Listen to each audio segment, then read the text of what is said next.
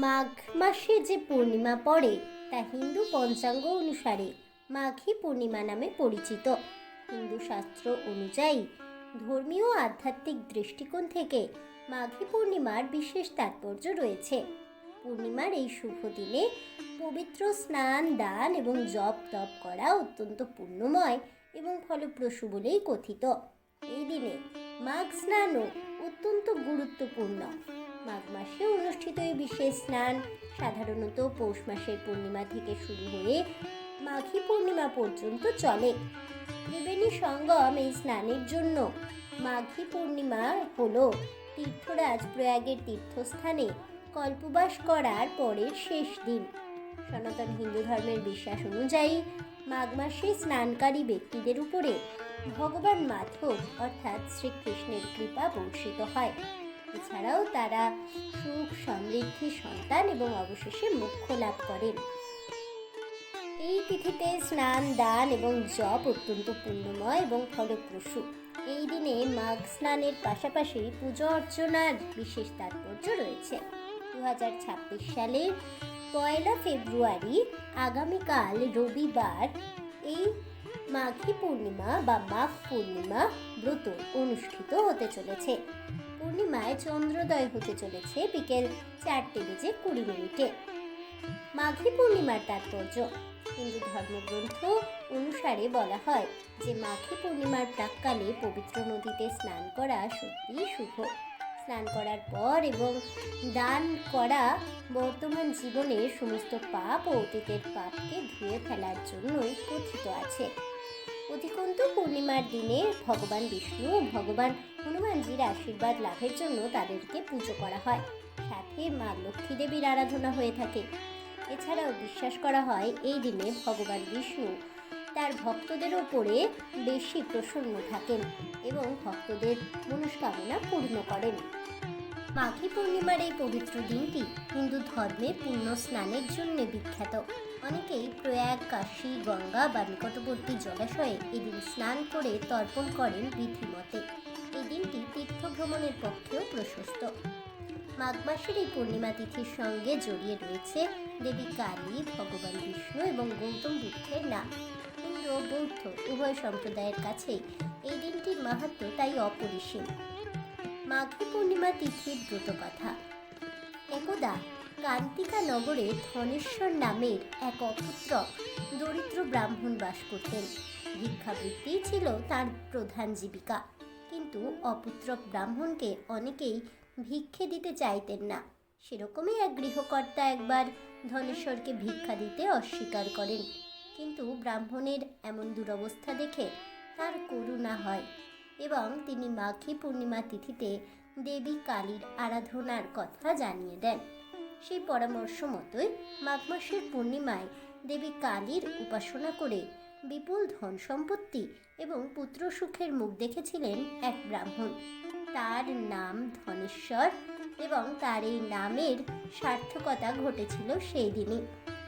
বৈষ্ণব সম্প্রদায়ের কাছে এই তিথিটি অত্যন্ত পুণ্যদায়ক বলেই কথিত আছে।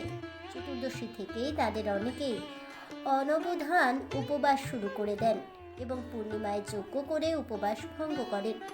এই তিথিতে সত্যনারায়ণের পূজার প্রচলনও রয়েছে।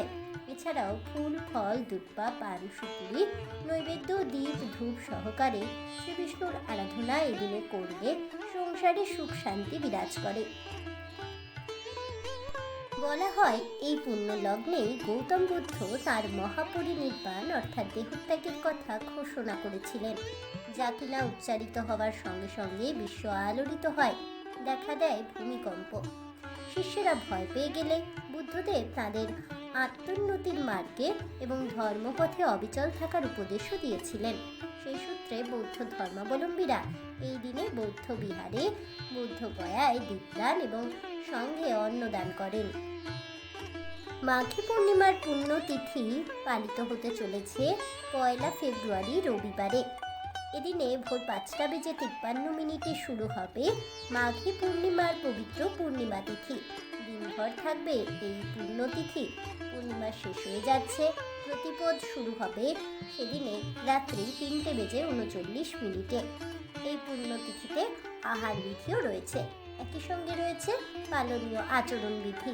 মনে করা হয় এই বিশেষ দিনে কিছু নিয়ম নীতি পালন করলে সংসারে সুখ শান্তি সমৃদ্ধি বজায় থাকে। আয়ুর্বেদ ও কবিরাজদের বিশ্বাস মতে এই আহার বিধি তৈরি করা হয়েছে। পরবর্তীতে এর সঙ্গে মিশে যায় জ্যোতিষের অনুষঙ্গ। মনে করা হয় এতে শারীরিক সুস্থতা বিঘ্নিত হয়, অসুস্থতায় বাড়ে খরচ। মাঘী পূর্ণিমায় আমিষ আহার গ্রহণ করা তাই নিষিদ্ধ। এই দিনে মাছ মাংস ডিম পেঁয়াজ রসুন বা মুসুর ডালের মতো খাবার খাওয়া উচিত নয়। মাঘ মাসে মূলো খাওয়া নিষিদ্ধ। মনে করা হয় এই মাসে মূলো খেলে বাড়ে অসুস্থতা। সেই রীতিতে মাঘী পূর্ণিমাতেও মূলোর মতো সবজিকে এড়িয়ে চলতে হবে। কুমড়ো চাল কুমড়োর মতো সবজিও এদিন পাতে তুলতে নেই। এই তিথিতে মনে করা হয় এই দুই সবজি গ্রহণ করলে বাড়ে চরম অসুস্থতা। বিউলির ডাল মাসকলাইয়ের মতো ডালও খাবেন না মাঘী পূর্ণিমার পবিত্র তিথিতে। মনে করা হয় এই দুটো ডাল এই মরশুমে খেলে অসুস্থতা বাড়ে। মাঘী পূর্ণিমা বা মাঘ পূর্ণিমা হলো মঘা নক্ষত্রযুক্ত মাঘ মাসের পূর্ণিমা তিথি। হিন্দু এবং বৌদ্ধদের জন্য একটি বিশেষ ধর্মীয় উৎসব। এই দিনে চন্দ্র গুরু এবং শনিদেব তিনটি গ্রহই অশ্লেষা নক্ষত্রে তাদের নিজস্ব রাশিতে উপস্থিত থাকেন। এদিনে গৌতম বুদ্ধ তার মহাপরিনির্বাণের কথা ঘোষণা করেন। এছাড়াও কথিত আছে যে এই তিথিতে দেবতারা মর্তলোকে ভ্রমণ করতে আসেন। এই তিথিতে কোনো তীর্থ বা গঙ্গা স্নান ও দান করলে ভগবান বিষ্ণুদেব প্রসন্ন হন। এ সময় কুম্ভ মেলা প্রতি 12 বছর অন্তর অনুষ্ঠিত হয় এবং মাঘ মেলাটি বার্ষিক ভিত্তিতে 3টি নদীর সঙ্গম স্থলে বা ত্রিবেণী সঙ্গমের চারপাশে উত্তর ভারতের এলাহাবাদ বা প্রয়াগের মতো শহরে অনুষ্ঠিত হয়। এছাড়াও গঙ্গা স্নান করা হয় এই পবিত্র দিনে। বৌদ্ধ কিংবদন্তি অনুসারে গৌতম বুদ্ধ 45 বর্ষাবাস অর্থাৎ অন্তিম বর্ষায় রাজগৃহের বেণুবনে অধিষ্ঠান করেন। সে সময় তিনি ভীষণ রোগাক্রান্ত হন। পরে প্রবল ইচ্ছা শক্তি ও কঠোর ধ্যান বলে রোগমুক্তও হন। ভগবান বুদ্ধদেব বেণুবনে বর্ষাব্রত শেষ করে দেশ পরিভ্রমণের ইচ্ছে পোষণ করেন। পরে তিনি ক্রমে বৈশালীর চাপাল চৈত্যে উপস্থিত হন। তখন তার বয়স পূর্ণ হয় 80 বছরে। এ সময় তিনি চাপাল চৈত্যে ধ্যানস্থ হয়ে ভাবলেন তার পরিনির্বাণের সময় সন্নিকটে। পরে তিনি ভাবলেন এখনও তার শিষ্য প্রশিষ্য ভিক্ষু ভিক্ষুণী এবং উপাসক উপাসিকাগণ সুন্দর জীবনযাপনের যোগ্যতা অর্জন করেনি। এই অবস্থায় তিনি কি পরিনির্বাণ লাভ করতে পারেন? তখন তিনি সেবক আনন্দকে সম্বোধন করে বললেন, হে আনন্দ, এই বৈশালী অত্যন্ত মনোরম স্থান। এখানকার উদ্যান চৈত্য প্রাকৃতিক সৌন্দর্য অত্যন্ত মনোমুগ্ধকর। ভগবান ইচ্ছা করলে ঋদ্ধি বলে কল্পকাল অবস্থান করতে পারেন, কিন্তু কাল সর্বগ্রাসী। জীবন অনিত্য, সংস্কার অনিত্য। জন্ম হলেই মৃত্যু অনিবার্য। এ বিশ্বে যে যতই শক্তি ও ক্ষমতাশালী হোক না কেন এবং যে যতই বিত্ত বৈভব সম্পদ ঐশ্বর্যের অধিকারী হোক না কেন, কেউ মৃত্যু থেকে মুক্ত নন। ধ্যানী জ্ঞানী মুনি ঋষি মৃত্যু সকলকে স্পর্শ করে, সবাই মৃত্যুর অধীন। এই মহান সত্যটি বুদ্ধ জীবনেও অনিবার্য। ভগবান বুদ্ধ আনন্দকে আবারও সম্বোধন করে বললেন, হে আনন্দ, অচিরেই তথাগত পরিনির্বাণ প্রাপ্ত হবেন। এখন থেকে 3 মাস পর বৈশাখী পূর্ণিমা তিথিতেই আমি পরিনির্বাপিত হব। সুতরাং আজ মাঘী পূর্ণিমায় ভগবান বুদ্ধের মহাপরিনির্বাণের দিন ঘোষণায় ছিল মুখ্য বিষয়। বুদ্ধদেবের মহাপরিনির্বাণের ঘোষণা শুনে তার শিষ্য প্রশিষ্যগণ সকলে ব্যথিত হন, কান্নায় ভেঙে পড়েন। তখন বুদ্ধদেব তাদেরকে উদ্দেশ্য করে বলেন, অনিচ্ছাবত সংখারা উৎপাদা বজধম্মিন উপাজিত্তা নিরুজ্জন্তি তত উপসমসুখ। অর্থাৎ উৎপত্তি ও বিলয় হলো জগতের নিয়ম। উৎপত্তি হয়ে নিরুদ্ধ হওয়া জাগতিক ধর্ম। এই মহান সত্যটি জীবন জগতের সর্বক্ষেত্রেই প্রযোজ্য। এই দিনে সংঘদান, বিষ্ণু বুদ্ধ পূজা এবং বিশ্বশান্তি কামনায় সমবেত প্রার্থনা করা হয়। অনেক জায়গায় মাঘী পূর্ণিমাকে কেন্দ্র করে নানা রকমের উৎসব ও মেলা বসে। ভক্তদের বিশ্বাস এই দিনে দেবতারা স্বর্গলোক থেকে মর্তে নেমে আসেন। এদিন নদী স্নানকে অত্যন্ত পবিত্র বলেই মান্যতা দেওয়া হয়েছে। এছাড়াও মাঘী পূর্ণিমা তিথিতে গঙ্গা জলে পুণ্য স্নানের পর অনেকেই দান ধ্যান করে থাকেন। কেউ কেউ এদিনে তর্পণও করে থাকেন। কেউ আবার এই দিন বিভিন্ন খাবার পোশাক, ঘি, কম্বল, গুড়, তিল ইত্যাদি বিতরণ করে থাকেন। এতে মুখ্য লাভ হয় সরাসরি। আজ এ পর্যন্তই।